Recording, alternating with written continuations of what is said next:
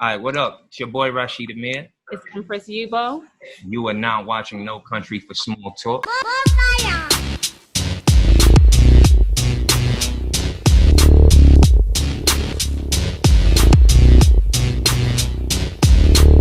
Today we got a very, very, very special guest in the building.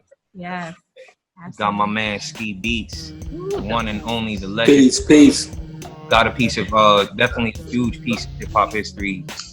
Just in general, for me, it's fact and opinion. You know what Absolutely. I mean? Like, factually a legend, and you know what I'm saying, people could have their opinions about whatever, and you're in that too. You know what I mean? So it's like you're one of those guys to me, man. You definitely did a lot of stuff that influenced me to do everything and that I'm doing right now. So yeah, man. All love, thank y'all. This is dope. I appreciate y'all.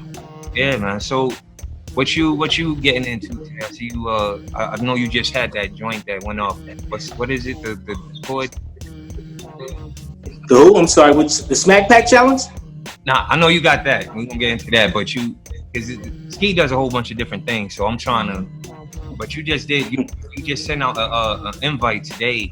Oh yeah, to the Discord. I'm trying to like build like this little producer community where cats can just come in and play their beats and post their videos without, going through Instagram. They can just, come direct to the source, and everybody can kind of chop it up and, talk about shop and do whatever they want to there. It's easier. What made you come across that? Well, this guy, one of my followers, this kid named Kilroy, he hit me in my inbox and was like, yo, have you ever heard of Discord? And I'm like, you know what? I actually have it, but I never really used it. And then he told me like, yo, man, you got enough followers. You should just put it out there and see what happens. And I did, and cats came through, kid. They still coming through. Yeah, I know. I seen, cause I'm on there too, and I was seeing a whole bunch of stuff come up in like a matter of minutes. I'm like, dang, I gotta get on there. Just sift through some of the shit that the producers got in there, and put some stuff up there myself. But I think that's it's a really dope idea. Like, this is one of the people that definitely puts me on this stuff. Just always being involved with the community. So as speaking for the community, bro, thank you. You know what I mean? Yes. No problem, man. Yes. You're welcome. How have you been with everything that's going on? Like, what's been keeping you together in all of this that's going on? How have you been taking care of yourself? Man, I've been over here falling apart. I want to go outside. My son, he's mad at me. He wanted to hang out with his friends today. We couldn't do it because he wanted to take an Uber. I didn't really trust him going by himself with an Uber all the way to 86th Street to hang out with his friends. And it's just weird right now. We living in weird times. And I told him that, outside ain't going nowhere. His friends ain't going nowhere. He will see his friends again. Just be patient. He was mad, boy. He was mad. I never seen him that mad. Yeah, I get it. We got a daughter, and she's the only child, and so it's just it's one thing, like, if everything was open. I mean, I know they open the playgrounds, but same thing. I don't feel comfortable taking you to the playground. We passed it the other day, and all the kids was out there like it was nothing. I'm like, not yet. Not yet. Yo, dude, it's like when the iPhone first come out, there be that rush of people who get it, and then they got the bugs in it. Right. I'm trying to see all the bugs. You know what I'm saying? All the bugs dude's gonna do before I come out in the world, man. I'm not jumping out the window yet. Nah, I mean, I've seen people, wearing, like, just not following any guidelines since it started. It's like, I get it, because you don't want to believe everything, but then I've known people personally that's been affected by it. If it wasn't, right, I would have been like, yo, well, they could be telling us anything. Yeah. But I've known people personally that have passed from it or that have gotten affected from it. So it's like, once you know that, it's like you gotta take precaution. Yeah.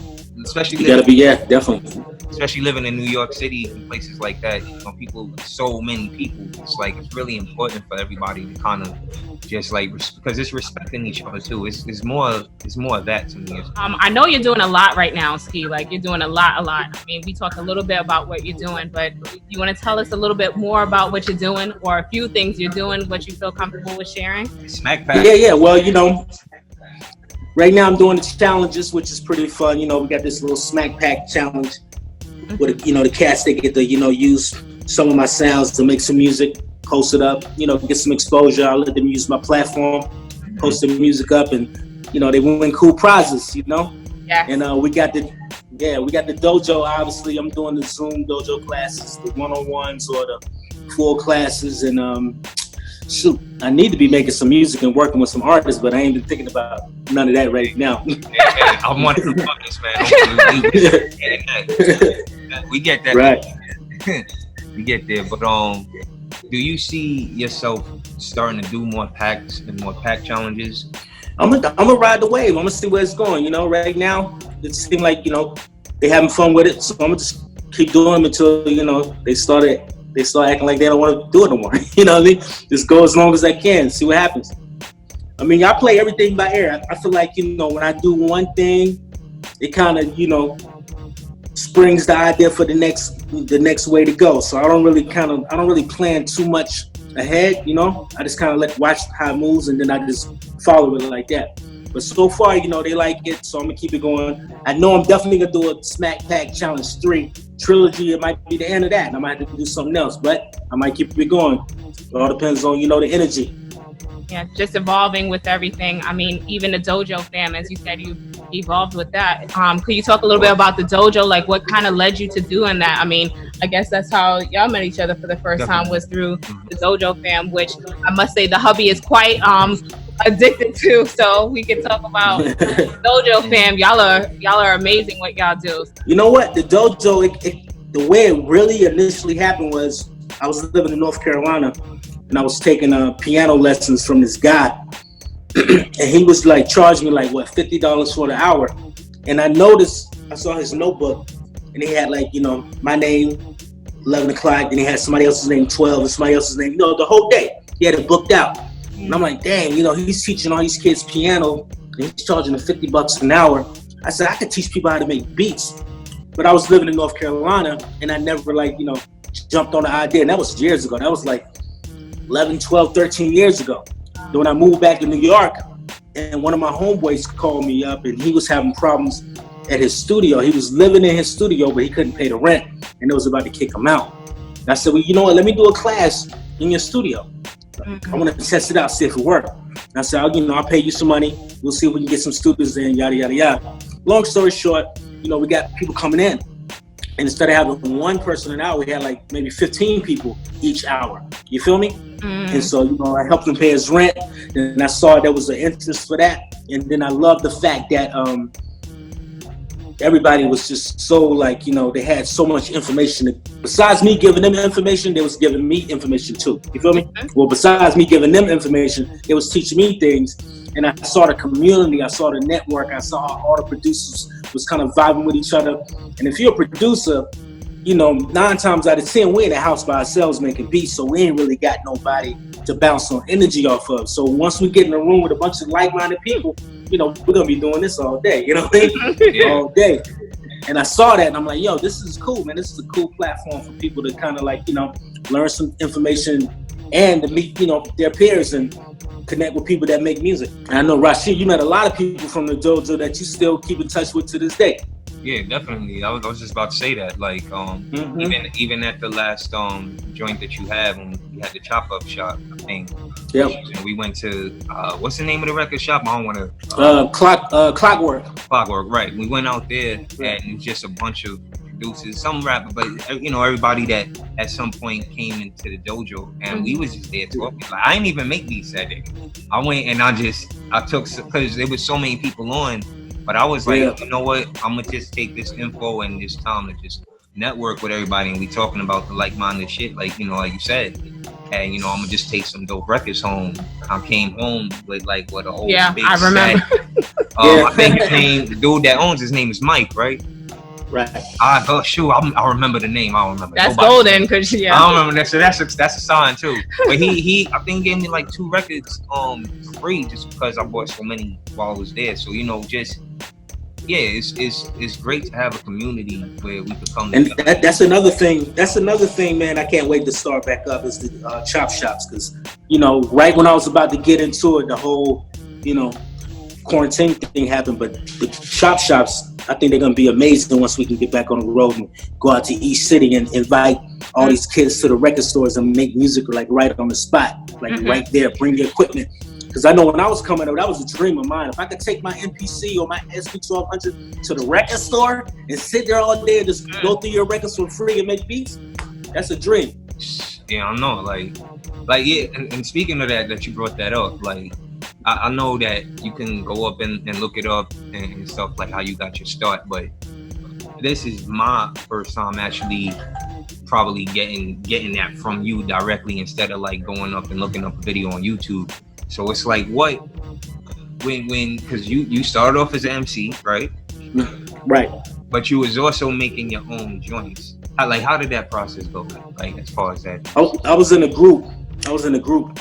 Called the Busy Boys, based out of North Carolina, and we had a producer. His name was Fanatic, and Fanatic kind of taught me how to use the SP1200. And the group broke up, and Fanatic went and did his thing, and then that's when I moved to New York.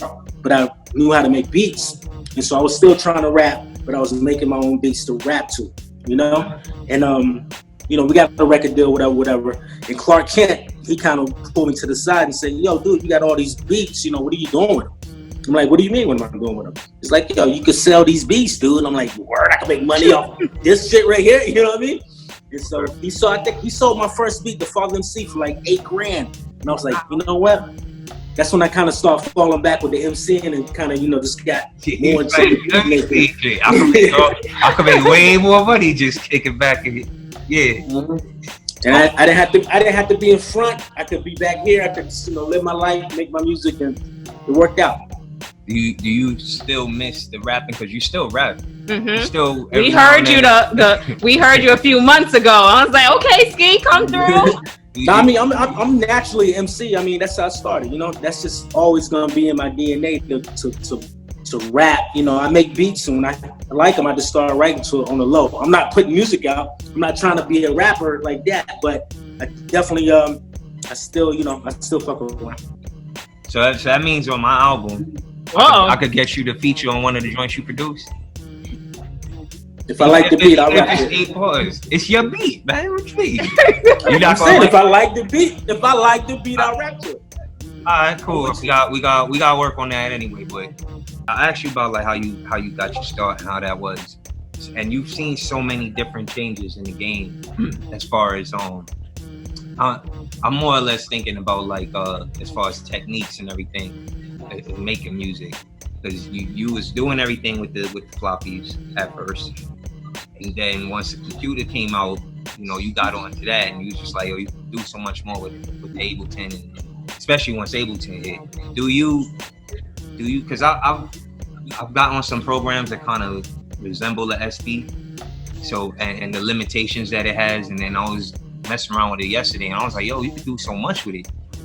Do you feel like even though you have more options, do you think that you get more out of it, even with all these options, knowing that you had so much creativity with the SP1200s, and you still put out bangers? Like, not even what's easier, just what do you think is a better process? I mean, sometimes, having options is good. Sometimes I'll get on a DAW, like Ableton or whatever, and I know I could do more than I could probably do on the SP1200, which is good sometimes. But sometimes it's like it's not good because you don't know where to start or how to finish it because you got too many options. When I'm on the SP1200, it's limited, so I know I have to think outside the box to make something. I know I have to come up with some creative ways to turn 10 seconds into a full song. You know what I mean? So it definitely brings out something else in me when I'm making music on something limited like that. But the software is good. If I want quick shortcuts, I'll go to the software. I don't feel like, spinning something that'll take, like on Ableton, I might chop something up in 5 minutes. I mean, like 3 minutes. But on the SP, it might take me 30 minutes. If I don't want to go through 30 minutes, I'll just jump on Ableton. Like, I've seen you do it. On Ableton. I've seen you do it on the live, like especially for the dojo, like just to give us examples. But I think the most intriguing way, when last time I was at your crib and I was like, yo, I only use the SP404 for like effects. I was like, I know people make beats on it, but then once you told me like, yo, it's just like being on an SP, it's like the SP, and I was just watching it. It's such a unique way, to use it on the SP404. Do you see yourself like bouncing around a lot because of that. I know you was doing the modular sense, and now like you was doing that. Yeah, you know. For a bit, so it's like you feel like you know I can't make up my mind. Yeah, I know. I can't make up my mind what I want to use. I like to use everything. I love the 404. I love the 505. I like that. I like the workflow. You know what I'm saying? It definitely reminds me of the SP1200. It's super limited. I like the screen that you don't get to see no waves. All you see is the little numbers. I like that. It's like, it's super. You got to work for it. You got to work for it, you know? And I love that. And I like the effects that's built in. I like all of that, man. And I'm addicted to those machines. I ain't gonna front. But at the same time, I like my MPC. I like jumping on that MPC and just, you know, having the options of that, you know? Each machine just brings out different characteristics of whatever I'm trying to do. If I'm trying to make something crazy, rugged, and raw, I'm on an MPC. If I'm trying to make some lo-fi craziness, I'm on the 404s. If I'm trying to do a whole song, a whole atmosphere, I'm on Ableton. You know what I mean? Yeah, I think I got that from you because, like, she knows I got all these little gadgets that I'm trying to put in there, and I was like, yo, I want to be able to have it like on Ableton. What I love about Ableton is all my MIDI equipment, any little drum machines that I have, I could connect them all and just use it all at one time. And I think that's so dope. So it's like, I gotta give you a shout out for putting me on the Ableton, because I remember I was like, I gotta get Ableton now, so I don't want to get Ableton. He just kept selling it, man. He kept selling it, and because it's a learning curve when you get on there. So, you know, once that happened, you know, it was dope and everything, man. So definitely. I feel like y'all talking another language. Yeah, I appreciate y'all.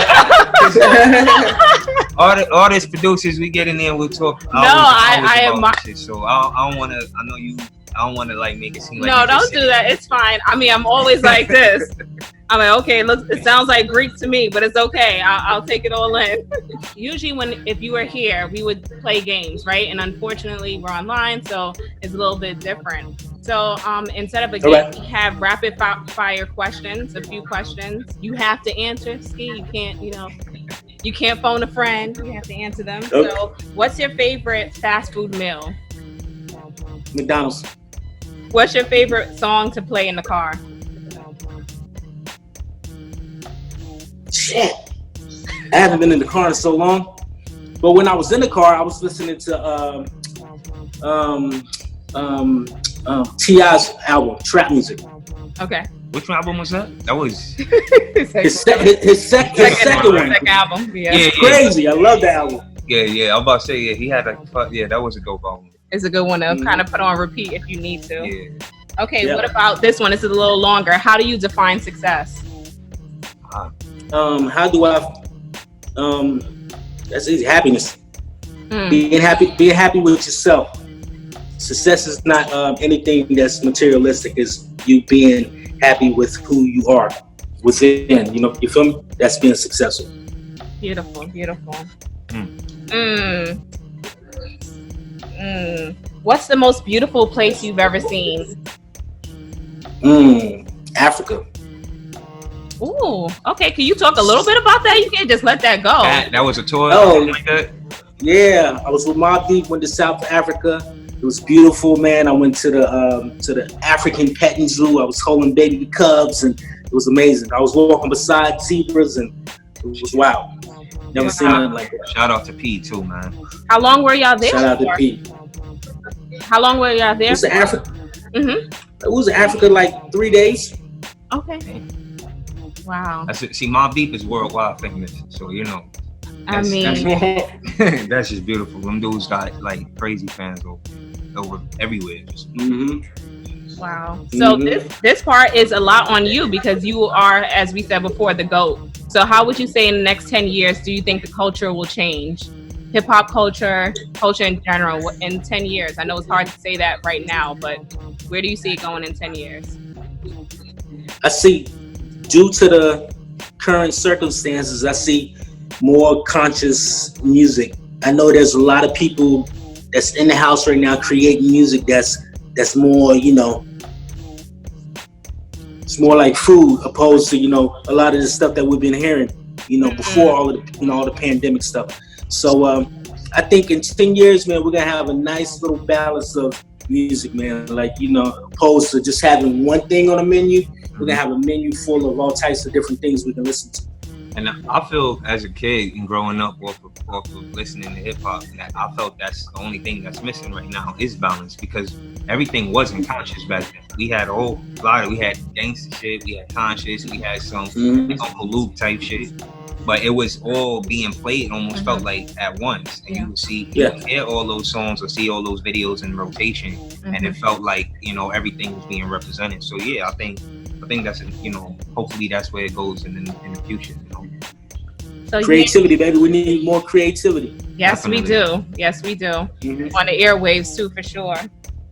I hope that I did culture some justice today just by having you on and just like talking about what we're trying to do for the community and for the culture in a whole. And I just think for brothers like you, we need y'all like, the appreciation needs to be there a lot more. Just like with other genres of music, how people look up to people that came before so much and kind of just base this is why they do it. Like we say it, but I think we need more platforms for that. Hopefully, No Country for Small Talk can be one of those. There's no real, there's no like Rap City and 106 and shit like that no more. So it's like, I think we just need those one or two main platforms to kind of just showcase and respect the people that do this. You know what I mean? We do this right here. This is the new underground right here. We underground. We went back underground with it. That's all. That's yeah, you're right. We're gonna probably see a lot more remote performances and stuff like that too. One last thing, is there anything that you wanna that I may have forgot or we may have forgot to mention, or anything that you want to say, like a send off, anything like that? Shout outs, anything like that? Nah, man. Thank you. That's all I got. That's all I got, man. He keeps it simple and 100, man. Peace. All right, peace.